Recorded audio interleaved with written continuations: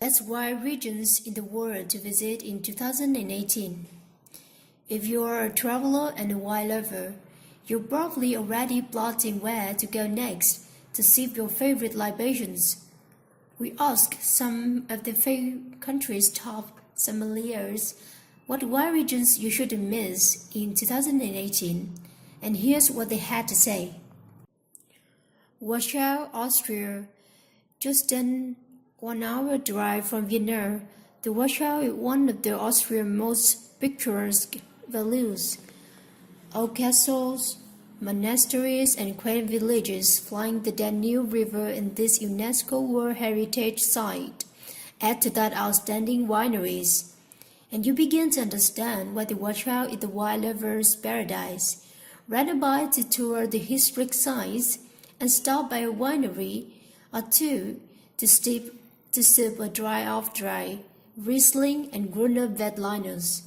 Among the top wineries, Norn, Jamk, and Herzberger have great tasting rooms and excellent restaurants, says Rajapur, winemaker and partner at Domaine de la Côte. Central Otago, New Zealand. The name is misleading because Central Otago is located on the southern tip of New Zealand, just outside the Queenstown, known for hiking, skiing, and adventure sports. By some accounts, it's where bungee jumping was invented. The region was also a dramatic, mountainous backdrop for many vineyards. The wines are gorgeous, said June Droddill, Master Sommelier and Beverage Director of Macquarie Morman, and partner at June's in Austin. Pinot Noirs, in particular, are fresh, bright, and taste of sun-kissed fruit, and they hit the spot for lovers for both Old World and New World Pinot. You don't really see these wines in the US, so you have to go there and experience them. Burgundy, France. Burgundy is where some of the world's best and most expensive Pinot Noirs and Chardonnays are made. But there's plenty to see beyond the most high-profile vineyards. Visiting Burgundy will give you the context and a different perspective on the wines, said Charles Bucklear, beverage director at the Le Coucou in New York City. There's still a beautiful charm about it that has not been spoiled. You can stop at a family-run restaurant for a meal and everybody is friendly. For the most part, the region is comprised of very small domains where you can get a quick tour and taste wines from the barrel. Make an appointment at Domaine Joliet at Fixins, located in 500-year-old house, one inhabited by Cistercian monks. It's a dirt floor winery with a giant wine press, as well as the winery itself. The wines are gorgeous in spite of the fact that Fixins have been left out of the Grand Cru status. Campania, Italy.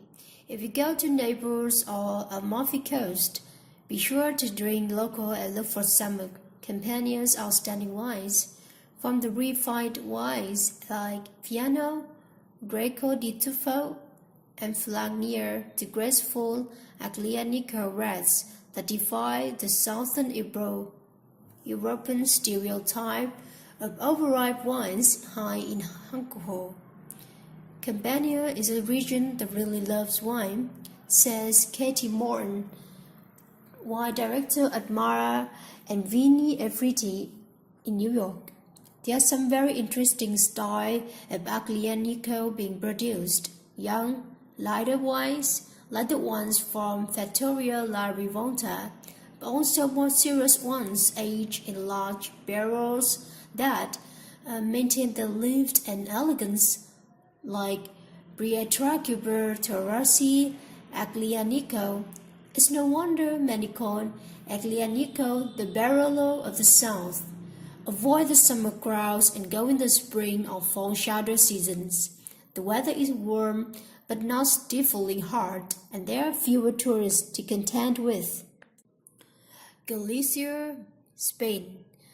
A short drive from Santiago de Compostela, Galicia, Rías Baixas, and Ribeira Sacra wine regions have been making headlines recently. They are best known for Albarino's, but local winemakers are embracing lesser-known indigenous grapes like Gardella and Mencia. Gardella wines are elegant, intense, and full of bright acid and deep mineral notes, with a serious ability to age, says Jan Fields, wine director at Wayboring, Cambridge, Massachusetts. Mencia is my favorite Spanish red, ranging from light and playful to rich, furry, and earth-laden. It's so elegant in comparison to all the heavy hitters of northern Spain, says Fields. Besides the lovely wines, the food is incredible, the people are lovely, and there's a lot to history to keep you busy when you are not eating or drinking. Corsica, France. This French island is so different in both landscape and culture from mainland France that it might as well be a continent apart.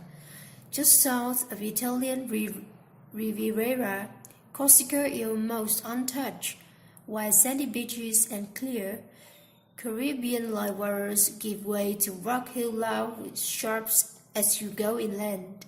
And then, all of a sudden, there are grapes, says Catherine Kofker, owner of Astor's Wine Shop and Bar and wine director of Rustic Canyon Group in Santa Monica, California. Corsican rosés under the coarse Calvi appellation are herbaceous and complex. The Vermentinos are more minerally than in neighboring Sandina and the rest. All clones, the Sangiovese grape, are meaty but not heavy.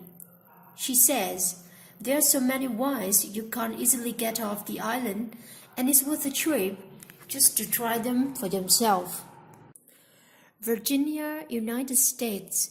You don't have to travel to Napa or Sonoma to taste great wine in the U.S. In fact, wines made in 50 states. Among them, Virginia stands out for its deep-rooted winemaking history dating back to Thomas Jefferson, and the variety and quality of its wines. Cabernet Franc, Malort, Nebbiolo Ferrets, along with world-class Chardonnay and some amazing Viognier.